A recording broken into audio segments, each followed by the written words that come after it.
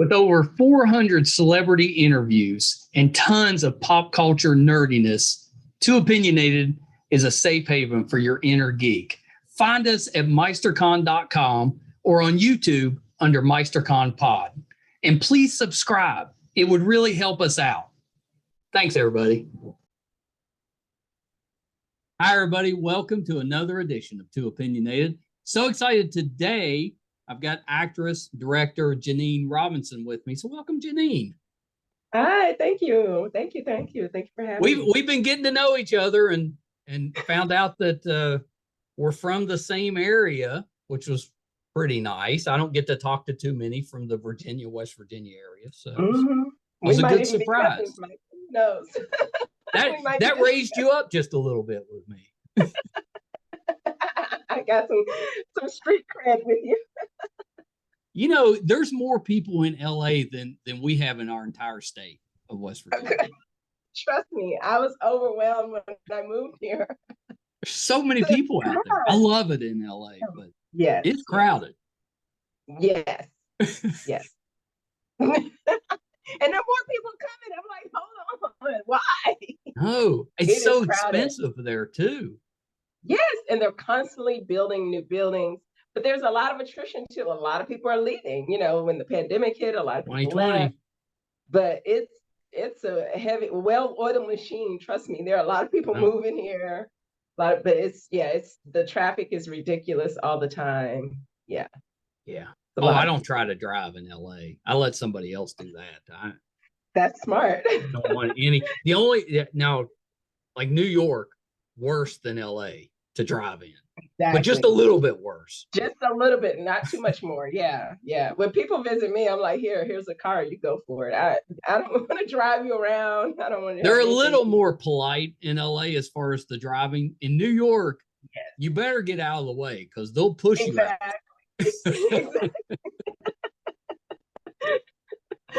Exactly. Well, Janeen, I like to start here. Tell me a little bit about what got you into the entertainment business? What made you want to become an actress? Yeah, so, I've been in entertainment since probably I was yay high, kind of like, your granddaughter, like, just been dancing, performing, doing school plays. I was a cheerleader, and then I took on French, and so I was really good at French. So my French teacher had me performing in French plays. And then when I went to college, I was studying French, but I still had this affinity for the performing arts, dance and acting, entertainment. And so when I graduated, I started doing community theater, and I was living in DC at the time. And just booking plays here and there, and started doing community theater. And then I started doing commercials, little parts, little things here and there. And before you knew it, I was writing. I was always a writer, like songs and, poetry and that type of thing. But I just started dreaming like scenarios. And so I'd write them down in my little cubicle at work, writing down these scenes as if, I have like little friends talking to me in my little cubicle writing. And then, those little scenes developed into plays. And so I transitioned into teaching. And as a teacher, I get my students to perform my little plays and these little dreams I'm having, right? Were any of them in French? Some of the scenes where I've never written a full-fledged French play, no. But I do remember, I do kind of recall some of the pointers and things I had. I played Moliere one time. And, Yeah, so I do remember some of the techniques and fine tuning that I received as I was performing, and incorporate those into my plays. So I did a lot of children's plays, worked with a lot of kids as a teacher, and eventually the audiences were like, "Oh my God, you should be writing for Broadway, or you should be putting your stuff on film, and, doing bigger stuff." And so, with all that encouragement, I started doing bigger things, and ultimately came out I'm 13 Yo and ER the Resurrection stage play, and I did a puppet show called The Buppets, a series of puppet shows for kids. And I love that. yeah, and now I'm doing the clinic on Western Avenue. And so it's been a wild ride. So I know yeah. you're so busy. My son that edits for me, he's a librarian, a children's librarian, and he does puppet shows for the library. So yeah, Oh, he would probably have cool. enjoyed that. Yeah, cool. And he writes them? No, I don't think he writes. Now he's a writer, so he Oh, probably could. yeah. Of course, I'm biased, but I think he's a really talented writer. But I think the library probably had him already, and he's just putting them. Okay. Well, yeah, working with kids really it's an amazing proving ground, because if you get kids to follow direction and do things, and I mean, they don't lie either. Yeah. If they don't like something, they'll tell you. Exactly. And trust me, the kids grow up. So working with adults, they're just big kids. Like, you have to really explain and be patient and work with them, in a way that can bring out the best in them. So yeah, it taught me a lot. Let's talk a little bit about I'm 13 Yo, and then the clinic on Western Avenue. Are those related? Because you've got a character in both of them that is named the same. Oh, God. How'd you know that? Podcaster. Yes. So I'm 13 Yo is about a mom raising this kind of rambunctious kid, and he's turning 13 and forcing his independence, and that's when it starts. Parents, exactly. That's when it starts. 13 is that magic number. Yep. And the universe conspires to assist him, and so he's getting away with everything, and the mom is barely keeping up. So the mom, yes, her character is LaShonda. So we decided to do a spinoff of LaShonda showing her at work. So I'm 13 Yo I like that. her, at home, and the clinic on Western Avenue shows LaShonda at work. Yeah. I love that. Well, so are these series or are they movies? Are they standalone or are they series? Yes, they're comedy series for TV. So I'm 13 Yo is on Tubi, Amazon Prime, and it's on your Roku device, several other platforms, streaming platforms. And so the clinic on Western Avenue, we're in post-production right now. It has not been released yet. Oh, very nice. Very nice. Do you have a date that you're releasing that one? I don't, but it will definitely be this year. Okay, that's exciting. Yes. Yeah, that's exciting. I anticipate by the fall of this year. All right. That'll be you could even wait till the holiday season, because we're always looking for stuff to watch. I could. That's actually a great idea. I could do a big launch, Michael, because people are always looking for stuff. Always. Yeah. Because all the network stuff's in reruns around that time, so you need new stuff. And every time I go home, your family's very honest with you. They're like, look, what are you doing? I ain't seen you with nothing. You ain't on YouTube. What are you doing? See, I'm on Tubi.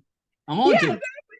Thank goodness for Tubi, because Tubi puts out some good stuff. Find my stuff and show them. And I'm like, here it is.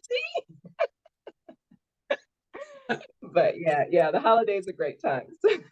Families always, it's funny with families, because they're very supportive in some ways, but then in some ways they're going to give you a hard time. Exactly. And my family look, I come from an entertaining family. My brother does musical theater. He has several albums out. That's my family. They sing, they do it all. So, they're not paying attention to me all year until the holidays. They're like, oh, what are you doing? Well, yeah, that's probably the only time they slow down. So then they're like, right. That really is it. That really is it with my family. When we started this podcast, I tried to get my parents to watch it. And the answer I always got was, we talk to you every day. What do we need to watch you on TV for? I was like, okay. I go, no, what do you say to that? I'm like, all right, okay, I guess that's fair. It's hilarious. I love it. Yes. Well, if they're anything like my mom, she's like, well, here, you take the remote, show me. Like, she can't even find it. Yeah, they are. Yeah, when I finally just kind of brought it up on the TV and I didn't tell them what I was doing, just put it on in the background. Then they were kind of they're like, "Oh, when did you start doing this? Right, You know, what are right. you talking about? What are Trying you talking about? watching this for 4 years." Oh, that's hilarious. Do you prefer acting or writing? Wow, great question. Because Michael, I've had to direct, I've had to produce, I've had to Oh, wear all you've these done it hats. all. Um, and honestly, I've narrowed it down to writing and acting. So I can't really weigh which one of those Well, I if you write and put prefer. yourself in it all the time, you can have the best of both. Right. And so I think that's the issue for me. Like I'd rather do one or the other and not both and at Well, the it's same yeah, it's time. hard. That's a It lot of is. hats. It is. But it's been very fruitful. I've gotten a lot more done, Yeah. being able to do it that way. But I love the camera as an actress. I love the collaboration. I love being able to, it's a whole separate preparation process in terms of getting into the character, researching, projecting and making those Yeah. expressions and performances in that way. Um, but as a writer, it's hair raising to hear your words being spoken and performed from another actor. Yeah. It's like, whoa, it could be a little chilling sometimes, like they really brought that character to life, but all of it is such beautiful artistry and the collaboration and the chemistry that goes into it. When they say movie magic, it really is magic, Yeah. because everybody contributes their artistry to the work. And so it's a fascinating process. Yes. Yeah. I love that. And I love your attitude with it because some people, they hold very tight to what they've created. And it probably Mhm. hurts them because they miss out on some possible good ideas because they don't want to give up any of that control or that perceived control. So I think that's really cool that it's kind of collaborative. You've created it, you've put it out there, but then you can tweak it a little bit once you hear other people portray what you've written. Yeah, I always encourage because I get a lot of calls asking for advice from other, writers, Yeah. directors, that type of thing. And I always encourage, let your artists, you know, feel it, get in touch with it, breathe with it, But yeah, I have seen a lot of projects choke. And so, just because, they want to control and wear all the hats. Yeah. I don't. If there's a situation where I'm wearing all the hats, trust me, it's because I I No have no other choice. choice.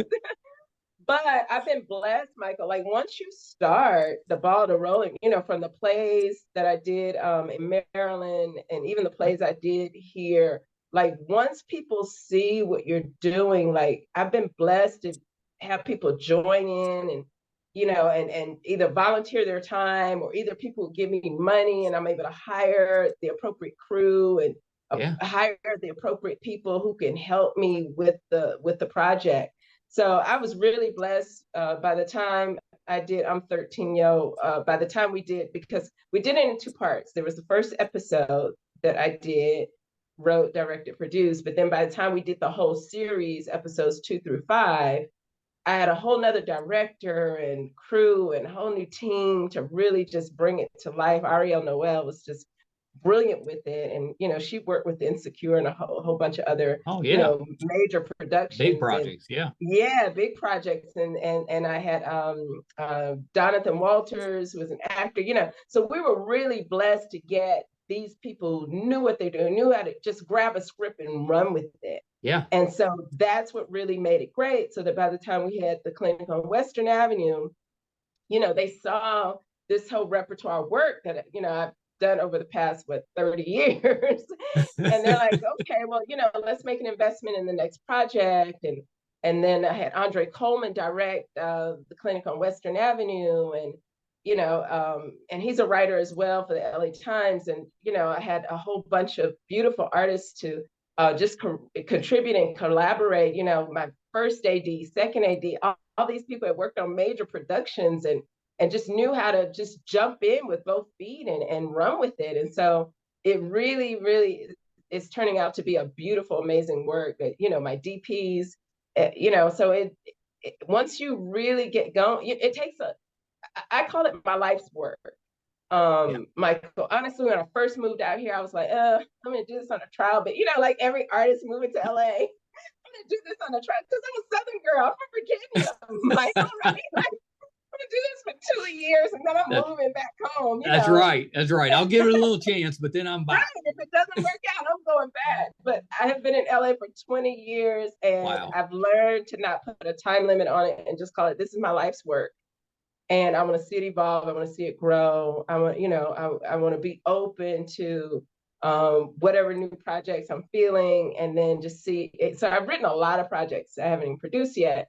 But when it came time to produce something else after the success of I'm 13 Yo, you know, my partner and I, we just looked down and see, okay, which one of these can we do? And, you know, looked at our human resources, our financial resources, you know, you make all those business decisions behind the scenes. It's like, okay, it's going to be the clinic on Western Avenue. Boom. So we've been producing, we worked on it. We just had our last shoot day yesterday, actually. Oh, congrats. And so thank you. So, but the producer, and again, all that's evolved. Like, wow, I have Rob Diggy doing the musical score, and he's a major composer with all kinds of BET works. And I mean, you know, I have Theo Hippolyte with, you know, doing the editing and the DP, you know, they work with, I just feel so humbled. Like, yeah, that's a good team.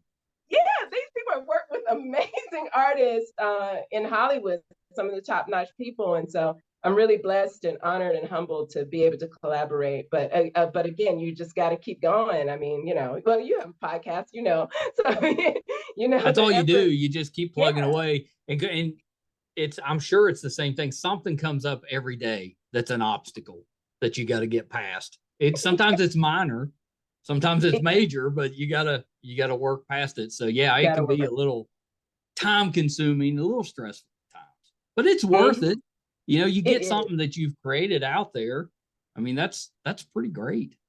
It is worth it, Michael. Like, even with my little, I call it my little engine that could, was the Buffett. That was the first project I produced because, you know, I was experiencing a little bit of a lull in my career, trying to get my work out there as a writer and an actress. And, you know, everybody was like, you know, you really should just put your stuff up. But, you know, nobody knew me as a director producer. Yeah. So at the time, nobody really wanted to bite and work with me, you know.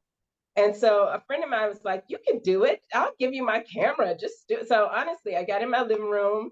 I called the puppeteers because we had done the live puppet shows for probably about 14 months. We've been doing them. And so I called the puppeteers together. I'm like, just come. I'm just going to set up the camera. I'm like, just tell. I didn't even know, Michael, how to press record. I've been there. And so we filmed it. One of the puppet shows, just one. And I just put it on YouTube. It was like a Black History Month thing, a contribution. So I wasn't looking for anything from it, right? And then maybe about a year, and so it floated around, but maybe about a year later, I got a message saying that the Huntington Beach Film Festival was looking for multicultural contributions or something, right? Yeah. So I submitted that, my little engine that could, the Buffett, and again, it had some production problems because I wasn't, at the time, I wasn't a filmmaker, you know, like all I did was press record. But I had a great editor. I had a great editor, and he did a lot of great things, and he talked me through it. He was like, next time do this and that, you know, that type of thing, right? Oh, like, yeah, okay. That's good. That's helpful. Right. But we still got good enough, right? So I submitted it to Huntington Beach Film Festival. I got an email back from them about 2-3 months later saying, look, we had over 4,000 submissions, excuse me, and you're like one of the final 10 that we want to showcase. Oh, wow. I was like, what? It was amazing. I get there, Michael, and you know, there's an audience, we're showcasing, they show my film in between my mentor's project, Lamonia Brown, and my project, and then right after mine was Kobe Bryant's basketball project that he won a Grammy for. Right. And I'm thinking, I'm like, oh shit, this is a big deal. Like, it's a big time. Right. And then the mayors there, they get up and explain that, they've had, a panel of industry executives do the judging for these final 10 out of 40. There's a whole algorithm, if you want the analytics, and, the accounting firm gave us the final breakdown. You can have that afterwards. But these are our 4 finalists who have won awards for the night. And oh my God, Michael, I was one of the finalists. That's amazing. I mean, that's the dream, right? Is to just pick up a camera and record something, and it wins. I mean, that's amazing. I was blown away, and honestly, I know it was the writing and the puppeteers, because my production quality, like I said, it was my first piece of thing, right? But my editor fixed a lot of stuff, So anyway, you just gotta keep doing whatever you're doing, because you perfect it as you go. And now I'm producing whole comedy series, like 6 episodes at a time. Like, I never would have thought I'd be doing that, but just learning so much. And I'm not afraid to ask questions and hire people who can do the job I don't know. I tell people all the time, I didn't go to film school. I watched no film school on YouTube. but I hire qualified people, and I ask a lot of questions. I don't proclaim to know everything. I don't want to wear all the hats, but but I just, I surround myself with the best people that I can. But that was just the one thing that kept me encouraged. Like, okay, I got something here. If I won an award from Huntington Beach, the mayors there, these were industry executives, Huntington Beach, that's Orange County. That's where all the industry bigwigs live. That's right. These people judge all these projects. So I got something. Let me keep going. And that's what gets you through the little obstacles, Michael. I mean, but there are a lot of obstacles all the time. You're constantly making decisions. Always. Do you do your own casting, or do you have somebody do that for you? Oh, yes. Now that I do. That's not easy, because you make the wrong casting decision, that can mess up a whole project.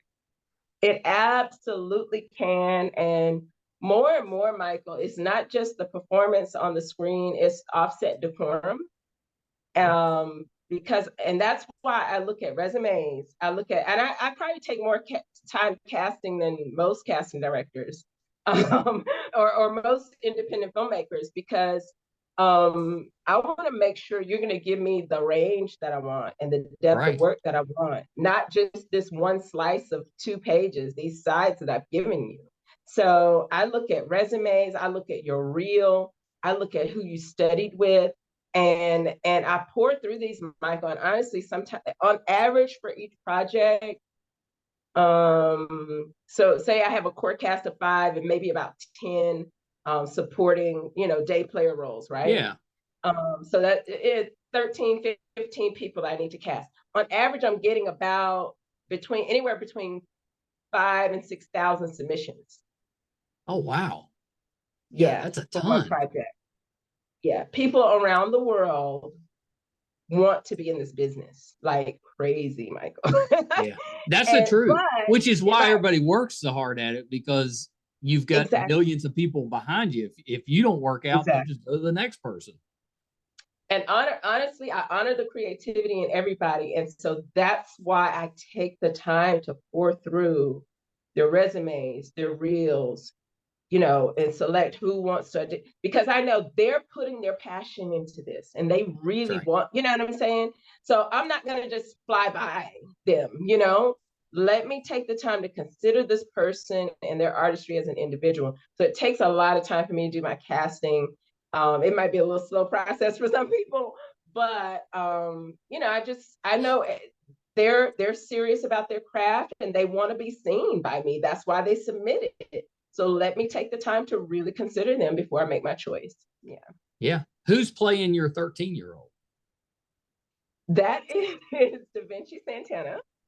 Yep. And you know what, for that one, because I wrote that it was inspired by my son. Okay. Oh, My real life nice. son. Yeah, exactly. Does His he name is know that? Yes, he Okay. knows that. And I asked him to play the part because I'm like, nobody can play you better than you, right? He was like, I don't want to do that. So my son's a musician, and Oh, and okay. so yeah, he's neat. He's deep in the music industry. That is his thing. Um, and I used to try to take him on auditions, and it's honestly, it was like pulling teeth. But every audition I took him to, he would book, and but he's not an actor, and he told me. So by the time he turned 5 or 6 years old, he said, "Mom, I am not an actor." Well, he figured it out early. Right, very early. I'm like, don't you want to be like Zach and Cody? Like, I wanted this musical theater kid. He's like, no, Mom, I am a musician and a sportsman. Honestly, he's like a jock, right? He did music and basketball and soccer like that. Like, leave me You out of never it. know, though. 10 years from now, he might go back to acting. Well, and incidentally, he got in this business by default because he was out of school when we finished filming I'm 13 Yo. I asked him to help me with the series because he was online during the pandemic for school, and I'm like, Right. and we're filming some of the scenes at the house. I'm like, just be the PA and help us out, right? So he's doing that, and he's learning everything from these grips and all this kind of and the lighting people. And so when he graduated high school, that was the year he graduated when we launched I'm 13 Yo. He's looking for jobs, and while he's pushing his music and doing that, and I'm like, well, just call the people on the set and see if they can pull you in. And sure enough, they did. And he knows how to run a set now better than I do. I'm like, wow, I created a That's monster. amazing. I mean, Yeah, that could come in handy even if he doesn't go into the entertainment. well, he's now producing his own music videos. He can tell the Yeah. director what to do, so Yeah. it has been really beneficial for him in his career. But he helped me choose the star for I'm 13 Yo. And we looked Oh, at this okay. kid, his headshot. Again, headshots, everything matters. Your resume, just from the Yeah. headshot, my son was like, I think he's the one. I was like, okay, okay, he's got a great look, but let's see. So we auditioned him, and Da Vinci was amazing. And they are like best friend, freaking frat to this day, Michael. Like they're Oh, I really. love that. Oh yeah, Da Vinci pulled this the character off amazingly well, and even my son was like, "Wow, he acts just like me." I'm like, I know, and I guess the stars lined up. You get these signs along the way. Da Vinci has the same birthday as me. Meant to be. Right, it meant to be. And then the character, my first major Hollywood play was the ER, the Resurrection stage play. And Yeah. the lead character in that, Jonathan Walters, he shares the same birthday as me and Da Vinci. Are you only going to be able to do projects with people that have the same birthday? Where do you? I don't ask. I'm not asking these questions. Now, and this is an interesting fact too. Now, Ariel Noel, who directed I'm 13 Yo, she shares the same birthday as my son. That's crazy. Isn't that weird? But Yeah. I mean, I guess it's just a coincidence, but it seems like it's kind of meant to be. I know, right? Yeah. I love how like enthusiastic and passionate you are about your work. I think that's awesome because a lot of times you have people that are trying to get their stuff out there and they they lose some of the passion because it's such a rough industry and they kind of lose that passion. But you obviously haven't. You've got it, which makes me excited to see what you're doing. Thank you, Michael. Yeah, I mean, people, God sends people and signs and things like that to keep me encouraged. But honestly, people call me like they said, you're like the Black Lucille Ball. I'm like, really? Maybe Lucille Ball is the Black version of Janeen Robinson. That's right. But yeah, I think I've learned so much. Like, I've been to a great public high school in Chatham, Virginia. I'm sorry, my high school was great. I had great teachers. I had a phenomenal cheerleading coach, Mrs. Brad. I learned so much just from my high school. My French teacher. Anyway, the dance and the movement that I learned from cheerleading and all that, like all of that. Honestly, my main focus when I write, or even if I'm directing, is to how can I choreograph and syncopate these movements, and it looks on camera, it looks slapstick and fun and that kind of thing, but really it's a lot of choreography, and it ends up being like the what is it, Laurel and Hardy, or this slapstick kind of comedy. Kind of slapstick, yeah. Yeah, and it comes off amazing. And when the director says cut, like we all just burst out laughing, because it's like, oh my God, it was so funny. Like that's a good sign. If the cast is enjoying it, then it's probably good. Yeah. And so I think that really typifies my style in terms of bringing my comedy together. It's not just the words, but the movement, the body language, and how can I get this group of people to move as an organic body and choreograph it in such a way that, boom, when it looks like everything's falling down, it's actually really planned and choreographed and syncopated, and it comes out really hilariously funny. Yeah, that's awesome, and everybody loves a good slapstick.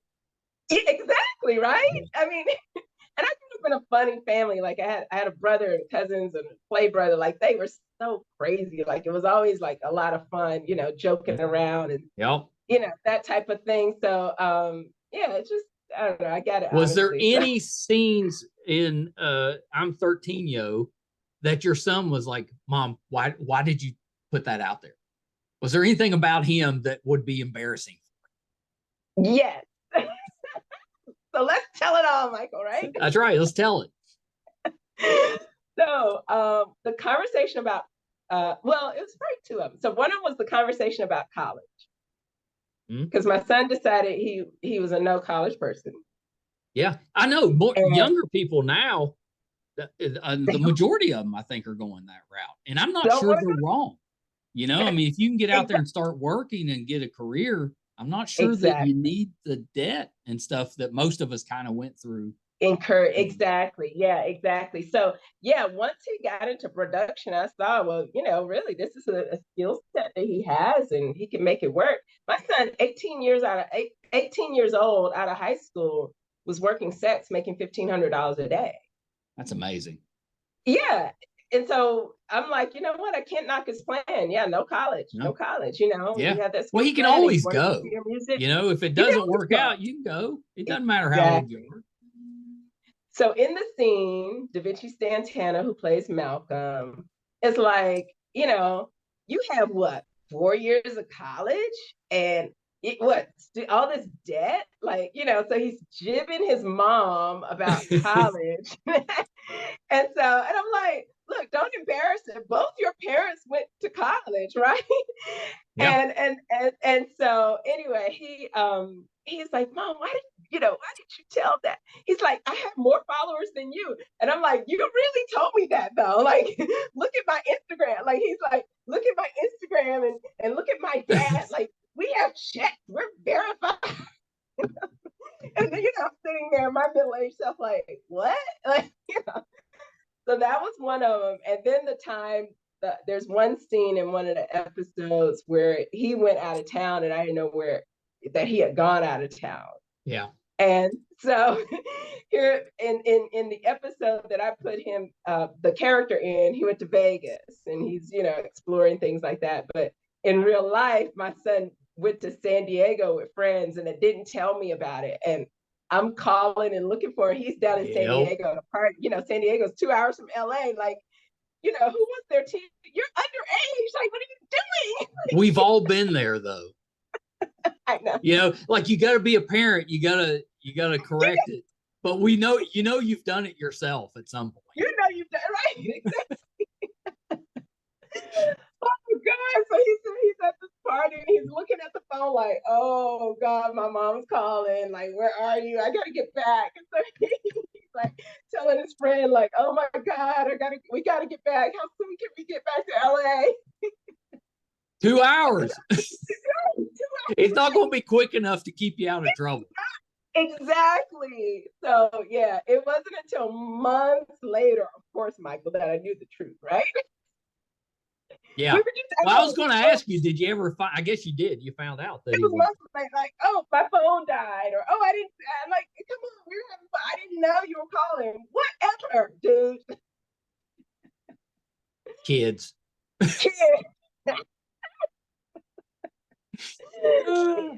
Yeah. So anyway, yeah, he was like, "Oh God, why'd you put that in there?" But anyway, it was fun. But a lot, and I had to give him a writing credit because a lot of the the snapbacks and little phrases that he said, I actually used them in I'm 13 Yo. So yeah, that I have more followers than you, and all that came from my son. It really informed. You kind of helped each other out because he inspired you to write it, but then you involved him and he learned all these skills that are going to help him out.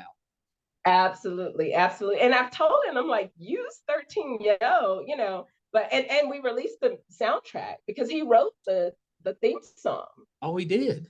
Yeah, well, he is a talented guy. Yeah. So the soundtrack is on iTunes and it's on all those platforms, Spotify, all that. And amazingly enough, Dwayne DeRock, he's a award-winning music producer. He helped us compose the theme song, and he works with a lot of great artists. But yeah, it's just been really a wild ride and a blessing to be able to collaborate with these people. But yeah, that was my son's first time in the studio because I'm like, you're going to work with DeRock on the song. So my son wrote the song. He knew how he wanted to sound. And honestly, Michael, that was his first time. He knew he loved music. He'd been a drummer and a live performance artist. But going in the studio to record I'm 13 Yo was his first time in a studio. And he loved it. He's like, yes, like this is where I want to be. I want to be a recording artist, And he was able to collaborate with DeRock, and they pulled the theme song together amazingly. I mean, I love the song. I still listen to it to this day. I love that. I know you can tell you're a very proud mom. I love that. Oh, thank you. Thank you, Michael. You have kids and grandkids, so we're proud of our kids. Yeah. Well, I will tell you that I love my kids to death, but the grandkids are better. Okay, well, I'm looking forward to it. And it may be only because I can send them home when they, I get all the good, very little of the bad. I'm sure. Like, come to grandpa. Oh, okay, then bye-bye. Yeah, exactly. Because I don't, I'll correct them occasionally, but I don't say no too often. They call me Pawpaw. It's usually pop until they can say Pawpaw, but then they'll eventually get to Pawpaw. Right. Oh, that's and cute. Pawpaw doesn't tell them no to. Of course not.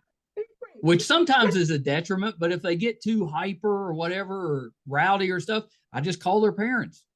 Be like, yeah, exactly. I think they're ready to come home. Come home. See? God, well, funny. So what do you have coming next after the clinic on Western Avenue? Do you have something else lined up, or are you going to be auditioning, for somebody else's stuff, or are you going to keep working on your own?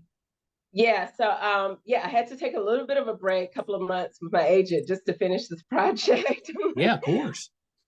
But there are some great projects coming down the pike. So I think by August, which is, now I think it's unofficially pilot season because pilot season can be anytime now. Yeah. But my agent will start auditioning me and booking me again as an actress. And I'm looking at a cruise, Michael. I don't know. I need a break. You deserve a cruise. Are you wanting like a summer type of warm weather cruise, or more like an Alaskan cruise, cold weather? Right. I'm thinking about like an Alaskan cruise. I want like a 2-week cruise. I want to leave my cell phone here. I'm thinking Alaska or like Norway, New Zealand, something like that. And so I've been talking to an agent to see if I can, you know, when's the best time to get away? You know, but I need a cruise sometime this year. And then and it'll probably double as a writing retreat for me. Well, yeah, why not? Right, exactly. But I do have some features, you know, a lot of people, because once you do what we call the Bible, which is a series, a TV series. Yeah. You know, you really have done the work which is comparable to a full-length feature. True. And right. So I think for I'm 13 Yo, I think we filmed 25 days. For the clinic on Western Avenue, I think it was about 40 days, 41 days. And so, you know, it's still 125 pages of script. You know, it's still, you know, 6 weeks of filming. And so I'm looking at some of my features, and, you know, I have some ideas for some new features. And so I'm thinking, you know, maybe it's time to do a feature, but I would love to have someone else produce it. Honestly, like just the whole. Then you could concentrate on the writing and the acting. Exactly. And honestly, I don't see myself performing in my features. I think those are works for other people. Yeah. Those characters perhaps are for other people. And I may not even want to do the casting, Michael. I think I, you know, would love to have a notable casting director, you know, do the at least to narrow it down.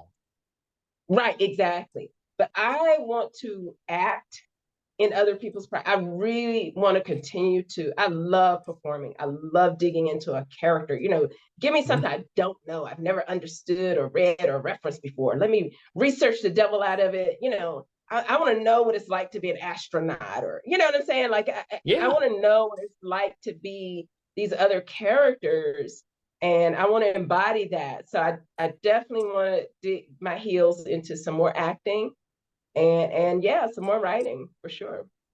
Yeah, I love that, and I'm sure you'll do both and do them really really well.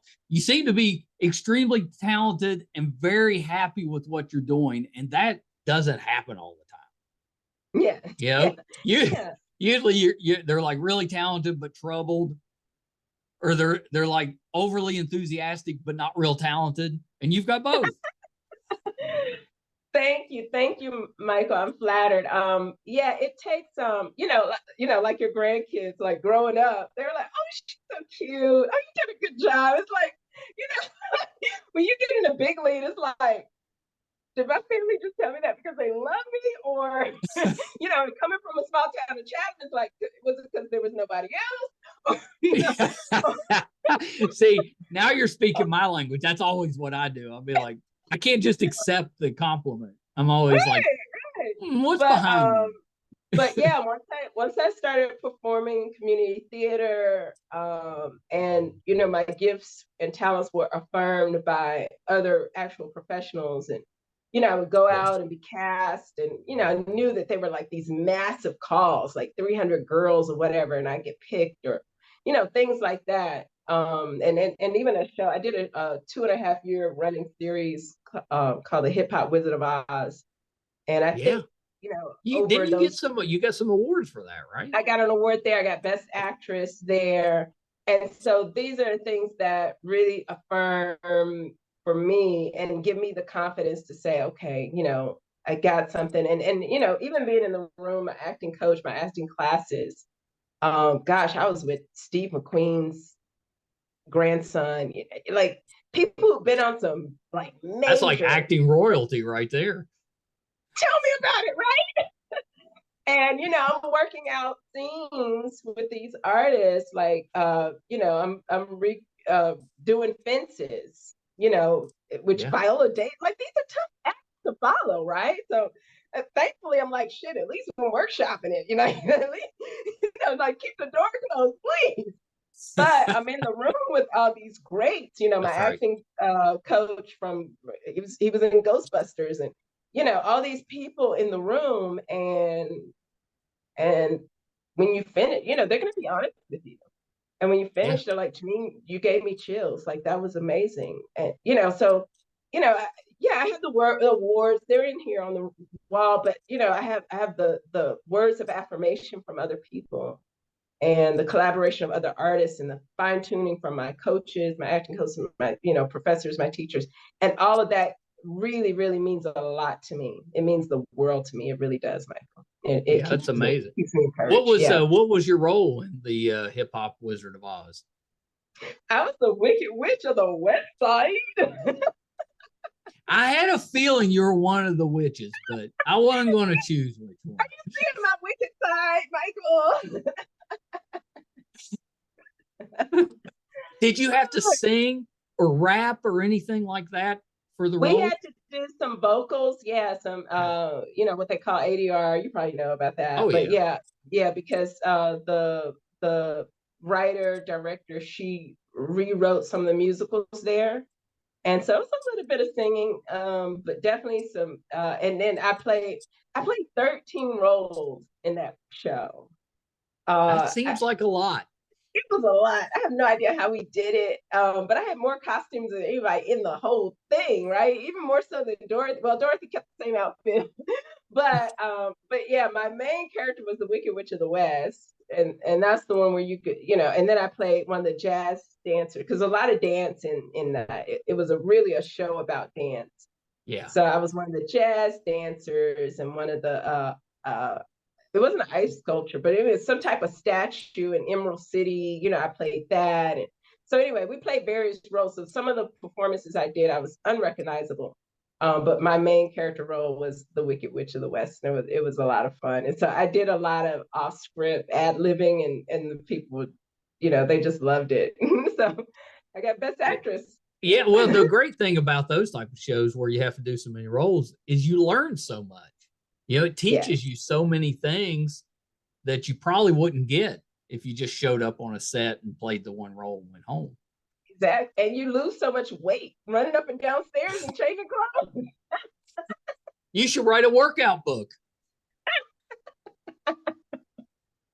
Step 1, join a play. I made some great friends there, beautiful, talented actors and actresses. And so we're still friends to this day. Incidentally, Janeen Hurd, I met her. She was an amazing talent. Honestly, I thought she was going to get the award. She was incredible.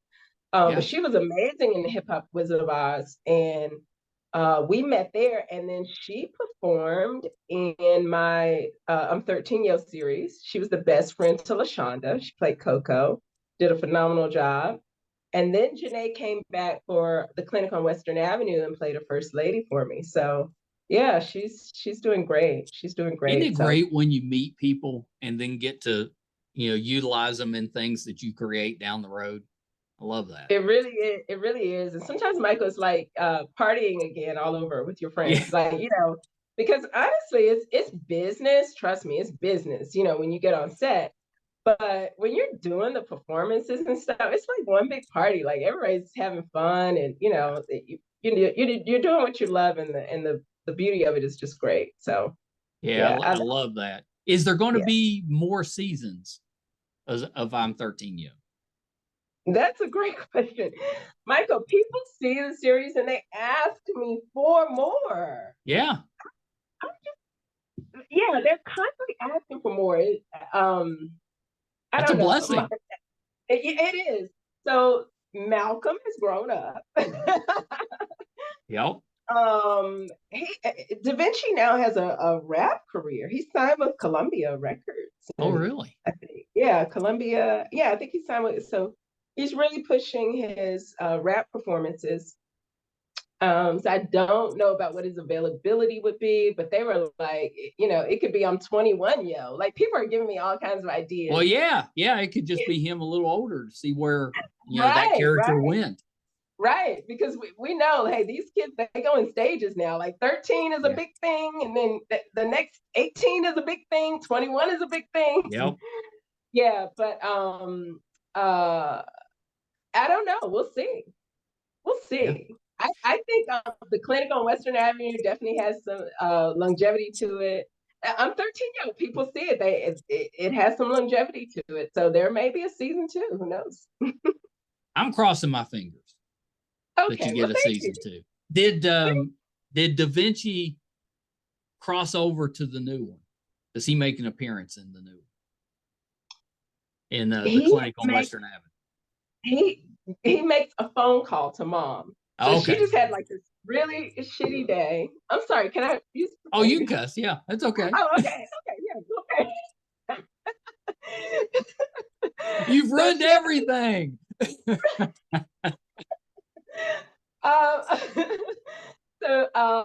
Yeah, LaShonda, the mom and the clinic manager, she had this really shitty day at work. She's sitting in the car. She calls her son and she's like, "Hey, what's going on?" And he asked her what's going on, and she said, "Oh, I just had this horrible day. Patients, lives, and now, whatever, right? Like the sky is falling." And as our kids always do, right? He said, "Oh, so what's for dinner?" Very helpful. Right? Exactly. So, I know what answer I would have gotten from my mother if I tried that. What would she say, please? She'd have hung up. See, all the teachers, right? That's what I should have done. Just hang up and shake your head and move on. Well, Janeen, this has been terrific. I'm so happy to get you on the show. I think you're so talented. Can't wait to see what you do next. I can't wait to see the clinic on Western Avenue. That sounds amazing. We want to see what LaShonda's doing now. Yeah, we want to see her work life and her home life and all that stuff. So yeah, keep writing, putting it out there. Thank you so much. Thank you so much to you, to all your listeners. Please go watch the show. Please watch I'm 13. Tubi is free. Tubi is free. You can get on Amazon Prime, but Tubi is free. Yes, it's free. Exactly. But just put it in your device and it'll pop up your how to watch. Thank you. Yeah, thank you. I love that. So a couple little things before we wrap up. I think we've hit on everything, but anything else you're working on that we can keep an eye out for?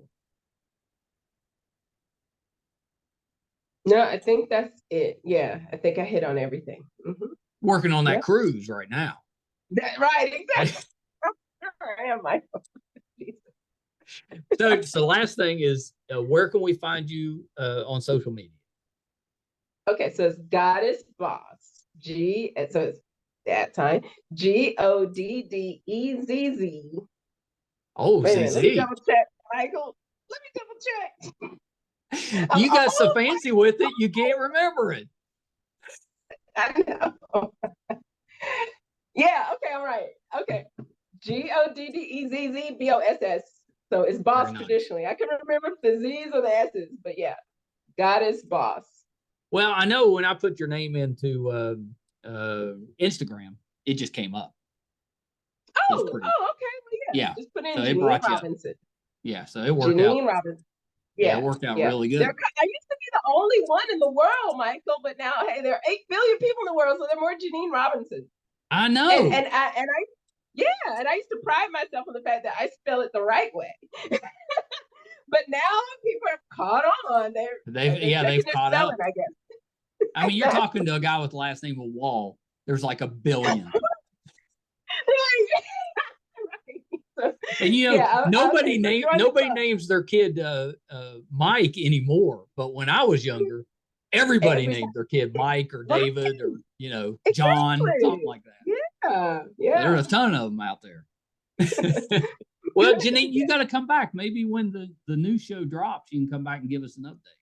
Oh my gosh, Mike, I'd love to. Yes, thank you so much. Yes, I'd love to. Definitely, let me know. I will. Yeah, absolutely. You let me know when you're ready. You just come back. I will let you know when it drops for sure. All right, hold on 1 second.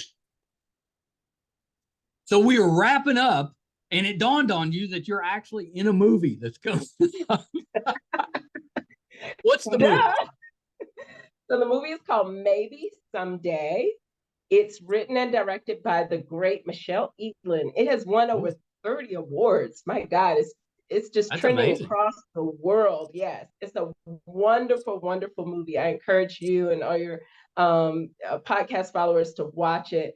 It's on every major streaming channel, but definitely on Amazon Prime. And what's it about? What's your role in it? So maybe someday is about a couple or a woman that's getting a divorce from her marriage, and I play the wife, Lily. And so Lily wants to get out of this marriage. She's done.com with it. And, she just wants to explore her own pleasure seeking, principles. And I guess the marriage is just too confining and boxed in for her. But her partner wants to, is thinking we're just taking a break and we'll get back together. So it's a very human story, Michael, really, because I think everybody's kind of been. Sounds like a drama. Is it a drama? It is. Yeah. It's a drama, but a comedy. So she goes on this venture to kind of find herself and reinvent herself outside of the marriage.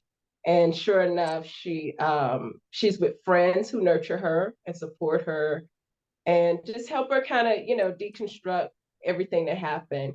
And she finds, her own personal venture and finds herself. So it's a great. It sounds. I was gonna say it sounds like a good date night movie. I might have to because like my wife, she doesn't want any of that decision making.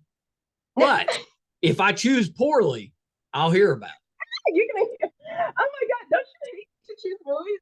Like my cousins, I get to with my cousins and they're like, what you mean? You're in the movie industry, you pick the movie. And oh my God, we picked the movie. It's like, that sucks. Why? Yeah, that's a lot of pressure. It is. But now I've got one. So now next time we have our date night, then I can pull this one up. Maybe someday. Then I'm okay. Yes. And maybe someday I make a few appearances. It's a great award-winning movie. It's trending around the world and it's won a lot of awards. So you'll enjoy it. It's a great movie. It's that's awesome. It's beautifully done. The costuming, the lighting, the makeup. Again, I'm a producer. I'm on set. So I look at all these little Well, they're important. Because if any of that's off, it distracts you from actually watching the movie. Everything tells the story, Michael. Yes. Yeah. Everything. Absolutely. Well, thank you, Janeen. I'm glad we got back on here because now I have date night suggestions. So that was awesome. And yeah, best of luck. Can't wait to see what you have coming up after the cruise. Thank you so much. Absolutely. I'll check in with you, Michael. Take care. Okay. Now hold on one second. Okay. That was a lot of fun. I hope you enjoyed that. Janeen Robinson, actress, writer, and director, although it sounds like she's trying to pull back a little bit from the directing. That's a lot of hats, but she's so talented. If you haven't had a chance to watch I'm 13 Yo, do yourself a favor and check it out. It's funny. It's kind of heartwarming. It's exactly what it's like when you have a son or a daughter entering adolescence. It's exactly like that. So really, really fun series. So check that out. The Clinic on Western Avenue hopefully will be out sometime later in the year and has the same lead character, LaShonda, in it. So you want to check that out. Janeen plays that role. I meant to ask her about A Belgian Chocolate Christmas. She played Annette, my oldest, as I've said many times on this podcast, is our resident Christmas movie expert. And she said, pretty sure she was in this movie, Dad. So I meant to ask her about that, but I didn't. But next time she comes, we'll talk about that. Thank you guys so much for tuning in again this week. Definitely don't take you for granted. Really appreciate it. There's only, I think last time I checked, there's like 15 million podcasts out there. So it's difficult to be to kind of be heard above the noise. So I appreciate you finding us. If you're finding us for the first time and you enjoyed it, do us a favor and please subscribe. Really help us out. If you prefer to watch, it's YouTube, MeisterCon Pop. If you prefer to listen, just wherever you listen to your podcast from, just subscribe there. That'll help us as well. Today, we posted episode 595. You can find all of those, audio and video, on our website, meistercon.com. It'll also let you know if we're doing anything in studio, if we're going on location, if we're covering a convention, whatever we have going on will be on the website, meistercon.com. So definitely check us out there. Thank you guys so much. Until next time. Bye, everybody.